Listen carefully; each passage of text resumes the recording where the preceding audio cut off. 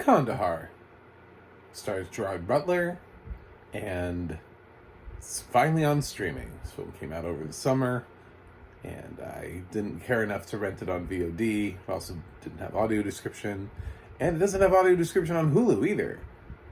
I don't know if that's a Hulu be Hulu thing, but it feels pretty on brand for them. So, the opportunity that I have to point out the fact that Hulu needs more audio description, let's go for it. So Kandahar just dropped on Hulu, and it's now the second Gerard Butler film this year that I've seen without audio description.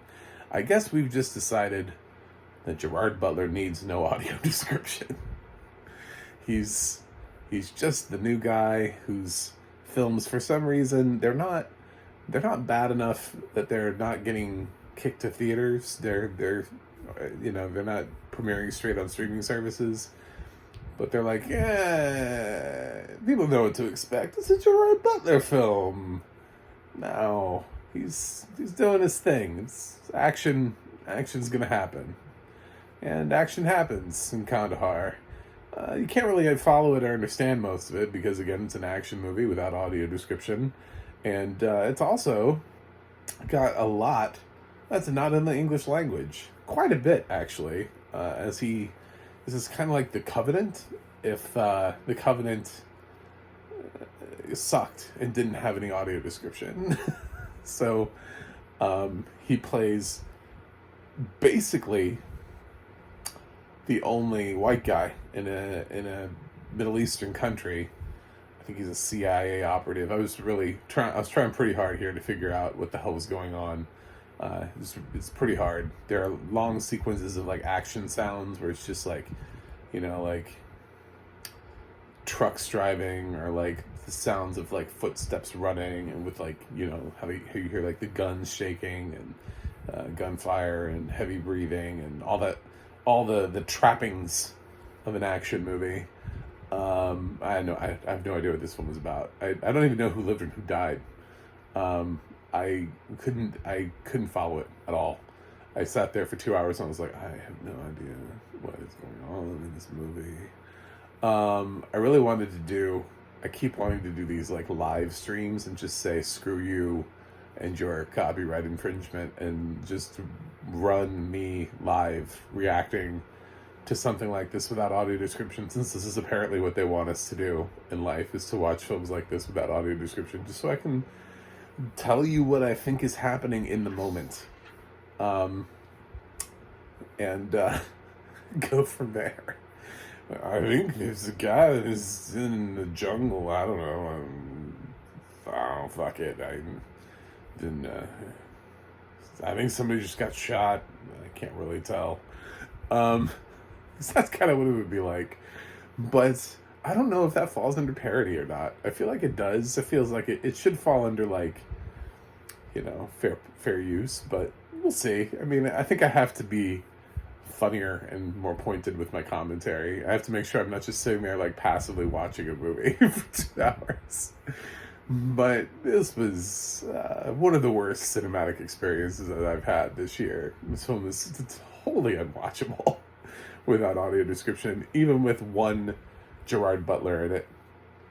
The best thing in the film was when he had a phone conversation with his ex-wife, and we stopped. There was no action happening, and he was like apologizing. He's like, I'm sorry, I don't know what you want me to do, with that weird accent that he has, that apparently he's allowed to live and work in any country, regardless of what the accent sounds like. And it's like a minute long. It's just a phone conversation, but it was just Gerard Butler, and I was like, wow, I'm learning so much right now. I am just, there's no action to have to like pay attention to. Nobody's being shot at. It's just a phone call. It's the most simple thing in the world. And I just enjoyed that part the most out of the whole film. Yeah, so I don't know really what else to say about Kandahar except put audio description on it.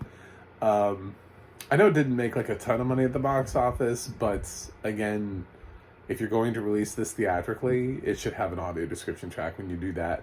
Sound of Freedom. Just saying, I still have people out there that are like, is the Sound of Freedom what? There's so many blind Christians that want to see Sound of Freedom and they can't because it doesn't have audio description. And it's hilarious to me that a movie that made that much money at the box office can't find them funds to be able to add audio description to their home video release slash, I guess, future streaming whatevers.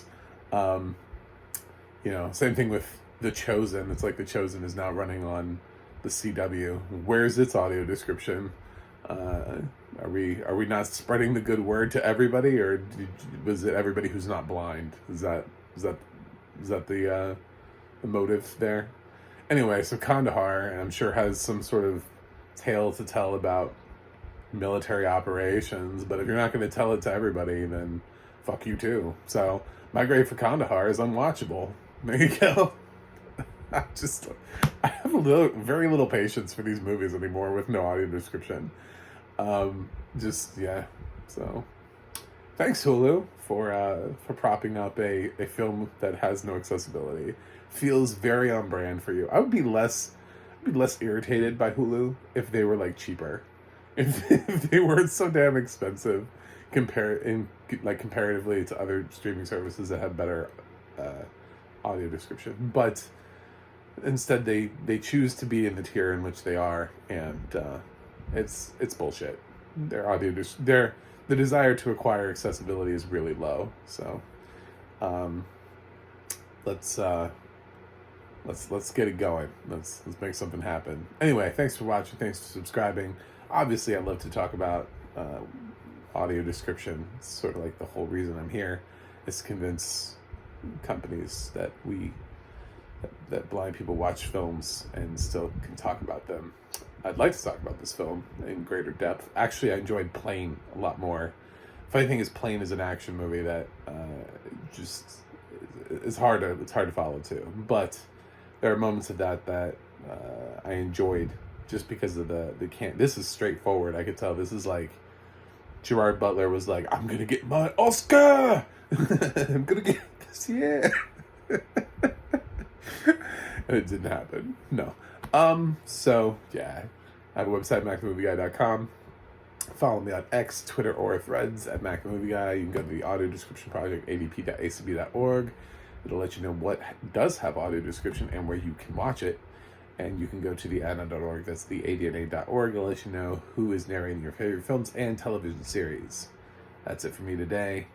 I will watch something else and review it. Maybe it'll have audio description. Maybe it won't. We'll see. But I'll see you guys on the other side.